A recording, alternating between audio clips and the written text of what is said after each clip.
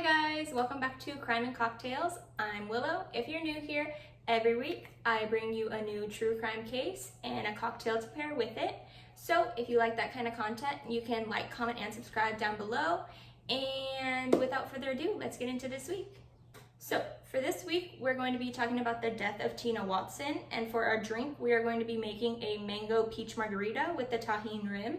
So the ingredients you'll need is orange juice, 2 ounces, mango juice, 2 ounces, tequila, 2 ounces, ice, obviously, Tajin to rim, and then you top it off with a club soda, sparkling water, anything like that will do, and then an orange for garnish. So, have all my ingredients, and let's get into this case. So, Christina May Watson was born in Germany on February 13th, 1977. She moved to the US while she was still a baby and was adopted by Tommy and Cindy Thomas. I think his name is so funny, Tommy Thomas. Yeah, so anyways, she was adopted by Cindy and Tommy Thomas. And she lived in Birmingham, Alabama with her sister and her parents. So Tina met her husband, David Gabriel Watson, who went by Gabe at the University of Alabama, Birmingham, and they began dating in 2001. Tina had been taking diving lessons. She was really interested because that's what Dave was interested in, and she wanted to be closer to him, so she thought she would take lessons, but everybody was pretty worried about her because she had a heart condition. I'm gonna butcher this name. It's called paroxysmal supraventricular tachycardia, which is an abnormal heart palpitation. It can cause shortness of breath, lightheadedness, sweating, and she had open heart surgery 2 years prior. So everybody was pretty worried about it because going so deep and diving could mess with your heart. But even though there was that concern, she still went ahead and got a certificate. Gabe was really into scuba diving. He was also a certified rescue diver. He had 55 dives up until their point of their wedding. And so they were like really interested. He was really interested in scuba diving. She was doing it more for him. So Tina's parents didn't really like Gabe. They thought everything had to be about him.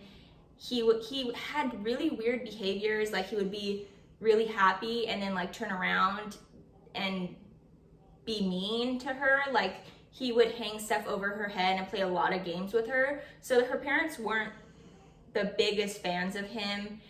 Tina's dad didn't really want Tina to get married to Gabe, but Tina was so in love that she didn't really care. So they got married anyways. So they got married and their honeymoon was planned for Australia. They planned to go scuba diving at a shipwreck in Australia. It was a really popular dive, but it was also really hard, like a very difficult dive. And since Tina didn't really have any experience, she was really nervous. Like she didn't really like diving. Like I said, she only did it for Dave. So she was really nervous to go diving, especially in open ocean. But Dave just kept telling her, oh, it's gonna be fine, everything's gonna be fine. So the dive company did offer a introductory course, like a crash course, basically, orientation kind of thing. And both Tina and Gabe declined that offer. I think Tina did it more because Gabe didn't want to do it, and Gabe had experience, so she figured he was a rescue diver. If anything does go wrong, he's got my back, you know? So this brings us to October 22nd, 2003. They're on their honeymoon. They're getting ready to go out and into the ocean, scuba dive, see the shipwreck. And Tina's pretty nervous. I mean, rightfully so. She was scared of the ocean and she hadn't dove more than 9 meters down. So 9 meters to the bottom of the ocean, there's a big difference. So Gabe just kept reassuring her that everything was going to be okay, nothing was going to go wrong, and they dove into the water. So this is Gabe's account of what happened. 2 minutes in, Tina passes out and is sinking to the bottom of the ocean floor. she is panicking and had given him a look of fear, and I guess she was flailing her hands and knocked Gabe's goggles and breathing apparatus off.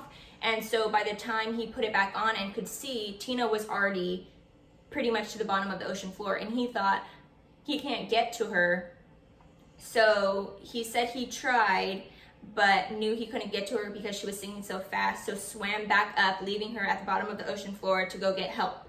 At this time, other people were swimming nearby, other divers, and there was witnesses saying that it looked like there was two people giving a bear hug, and that after the bear hug happened, one swam up and one sank down.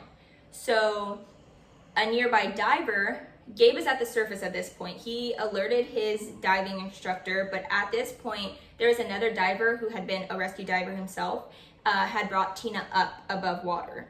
And this had been now 10 minutes of Tina being underwater. So at this point, Tina's on a boat, Gabe is on a separate boat, and Tina's getting CPR. They performed CPR on her for over 40 minutes.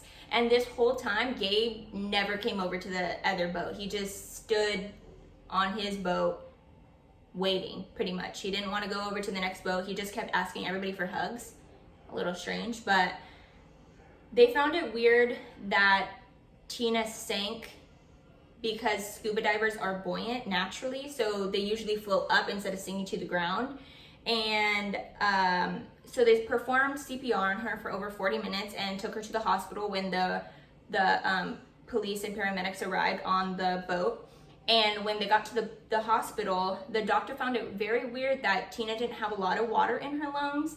And for being under for 10 minutes, you would definitely have more water than she did in her lungs. So that was very weird. And then they also said that during the investigation later, they found out that she sank so fast because she had 20 pounds of weight on her, when in reality, for her being so small, she should have only had max 8 pounds. So that was pretty strange. So at this point, Gabe called his parents, but didn't call Tina's parents. And unfortunately, Tina did end up passing away. Her autopsy came back the next day as drowning, and Gabe had asked his parents to call Tina's parents and tell them what had happened. He didn't want to face them, he didn't want to tell them. So Gabe's parents called them, alerted Tina's parents that she had unfortunately passed away. So for Gabe having so many conflicting stories, none of his stories made any sense, and he had over 16. They wanted to investigate it. So the Australian police started their investigation, and Gabe had returned to the US at this time. I'm sorry, it went a little over. So Gabe had returned to the US at this time, so he refused to go back to Australia for the inquiry. So basically he just spoke through his attorney. He never testified, he never flew back voluntarily. So during this time, the prosecution put in evidence that Gabe's story didn't align with Dave's dive computer. He said, Gabe had said that the dive computer was malfunctioning and beeping in his ear, and he ended up saying like the batteries were in upside down or something, but it didn't make sense. Like his story didn't make sense. So their theory was that during that bear hug instance, what the witnesses saw is when Gabe turned off Tina's air regulator and her oxygen and let her fall unconscious and sink to the bottom of the ground, and then turned it back on so it looked like, it was an accident. And Tina's father had also put in evidence that Gabe had told Tina to put him as the sole beneficiary of her life insurance and to bump up her life insurance a couple of days before they got married. Luckily, since Tina's dad didn't like Gabe and he thought it was too sudden, he never ended up doing that, so Gabe never got paid out. Tina was buried back in Alabama, and her parents had gotten her a headstone and such, but in 2007, Gabe had her body exhumed and put on his plot of land with his family. He never made any headstone. She was left without a headstone. She was left with only a plot and dirt above her for a while. He never laid her body to rest peacefully. So the parents of Tina would go and leave flowers and, you know, ornaments and stuff on top, and they would notice every time they came back that they were gone. So they found it really weird because they had started bolting the flowers down and they didn't see how it would just disappear. Like, it wasn't like they blew away or, you know, somebody kicked them over and they were like close by. They were completely gone. And so they had actually caught Gabe on camera cutting the flowers off, throwing them in the trash, and just making comments, like bad comments about what they were doing. So at this time, Gabe is actually suing the travel company because they refused to pay out Tina's settlement. Gabe was suing for $45,000, and he said that he wanted money for all the travel expenses, taxi fares, inconvenience, emotional distress. He was suing for a lot. But during this time, the Australian police were also investigating him. So his lawyers actually told him that it wasn't in his best interest to go suing the travel company for such a high amount, if any amount at all, because it was looking like he was just out for the money. So he ended up withdrawing that lawsuit. And he also wasn't paid for her life insurance. So he pretty much didn't get any money out of this deal. He was screwed either way. So on June 19th, 2008, Gabe was actually indicted for killing Tina. After resisting extradition for over 6 months, Gabe voluntarily went to Australia to stand trial. So Gabe pled not guilty to the charge of murder, but he did plead guilty to that's a little too much. He did plead guilty to the charge of manslaughter and negligence. So he basically said that he left his wife to die. He could have done more and he didn't. And which makes sense because he was a rescue diver. I mean, they're literally taught in that. And during this time, he kept saying, oh, I wasn't taught to deal with panicked divers. I wasn't taught to bring them up to the surface. I didn't know how to do that, which doesn't make any sense at all because you're a certified rescue diver. That's literally the point. If you're rescuing a diver, they're most likely panicking or unconscious, I guess, but I would be panicking if I was underwater and I didn't know how to swim or anything. So during this time, the prosecution pointed out that Gabe had 16 different accounts of what happened and none of them lined up with what the witnesses said they saw. And there was also the fact that he was a trained rescue diver, and he never brought her up. He never inflated her buoyancy device, which would have helped him get her up into the air. And he never took her weight belt off, which was another 20 pounds. So he never really did the measures to actually save her. He just pretty much left her to drown, sadly.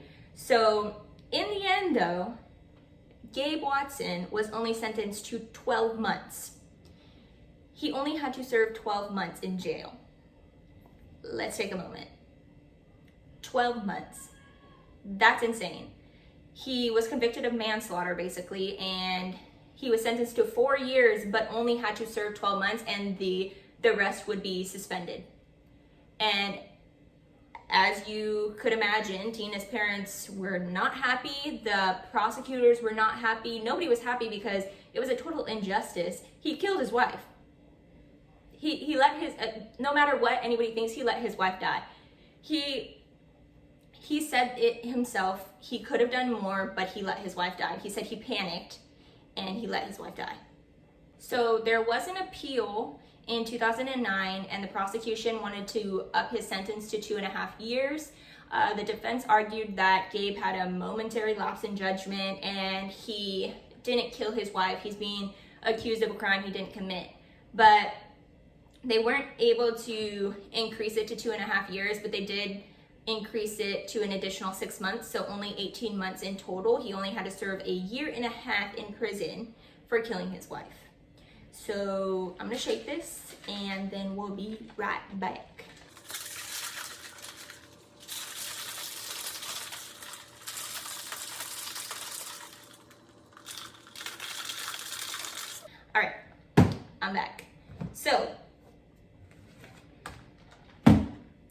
In May 2010, sorry, there's liquids on my hand. So in May 2010, Alabama wanted to try Gabe for capital murder. And they asked Australia for all the evidence they had in the case, but Australia didn't want to give it to them because they feared that Alabama would try to seek the death penalty. And since Australia didn't believe in the death penalty, they didn't want to give them any evidence that would convict him and lead him to death. So sad. So Alabama had to agree that they wouldn't seek the death penalty if they were to get the evidence. So they agreed that they wouldn't seek the death penalty, but they were going to seek charges against Gabe. So in November of 2010, Gabe got out. He was deported back to the US and immediately arrested at the airport. Sucks to suck. But so in July of 2011, they set a trial for Gabe that was set for February 13th, 2012, and Gabe was let out on bond. During this time, he was getting a lot of media coverage on him. Like, he had a lot of news outlets in his front yard. He actually was re-engaged at this time. He had a new fiance, and he was pretty much... Tina's dad did not want to let this go. Tina's dad knew that Gabe was responsible for his daughter dying. So new evidence actually came into this case. Colin McKenzie, a key diver that had testified. How am I gonna get the Tajin if I put the ice in already? All right, anyways, so Colin McKenzie was a key diver witness in the case, and he retracted a lot of his testimony. After he saw the logs, the certificates that Gabe said he had, and the computer that were all not, he wasn't able to see until then, he saw that, one, Gabe didn't really have intense training. He had a 2-day course being a certified rescue diver, and Tina should not have been diving in the beginning because she had her heart condition, and she never disclosed that to the diving company at all. So originally, Colin McKenzie thought that Gabe should have been able to bring her up considering his training, but after seeing what the certificates and the log, he took back his testimony and said that he had no experience and he shouldn't even have been her diver buddy, and they should have taken that orientation when they had the chance.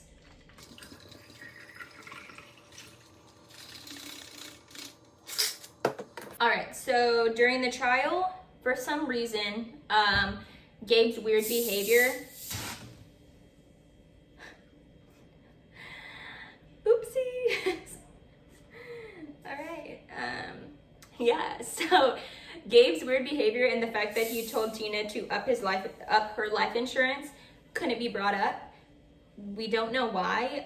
So since those were the two key evidence points that the prosecution would have talked about, there wasn't enough evidence to convict him. So ultimately the judge, I don't want this to explode again.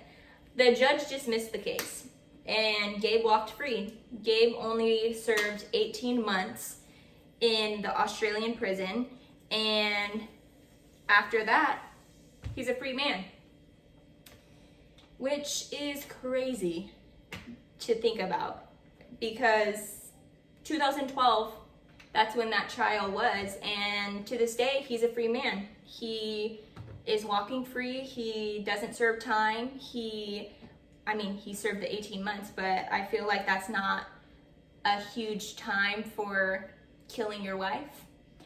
And in my opinion, I think he did kill his wife because there's a lot of evidence of what he could have done.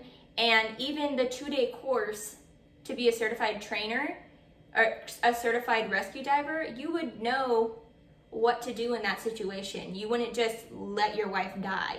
I feel like I would try my hardest to swim down to the ocean floor to grab my husband no matter what. I mean, I have air, I have oxygen, and it was pointed out that he didn't even give her the second supply of oxygen he had. So even if she ran out of air, he had extra air. So like, I'm just so confused on why he didn't try to help her in any way possible. So yeah, Gabe's walking a free man as of today, and he only served 18 months, which is crazy. But yeah, so there's also a movie on this. It's called Fatal Honeymoon. It's on Lifetime. So it is a little dramatized, but I think it's a really good like visual representation of what happened. So if you want to check that out, you can. It's on Lifetime Movie Network. And that's it for the case. Let's try this drink. It came out looking good. It looks very like tropical barbecue vibes, you know.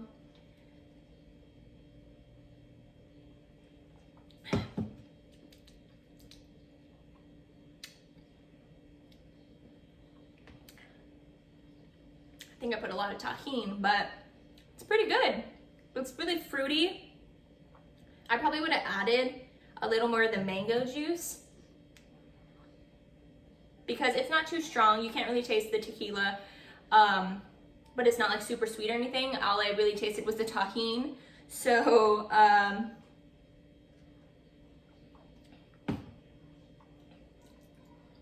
yeah, it's pretty good. Also the club soda's on top, so you kind of can taste the club soda too. So that's it for me this week, guys. Next week, I'll be back with a new case and a new cocktail. And don't forget to like, comment, and subscribe down below. And see you next week.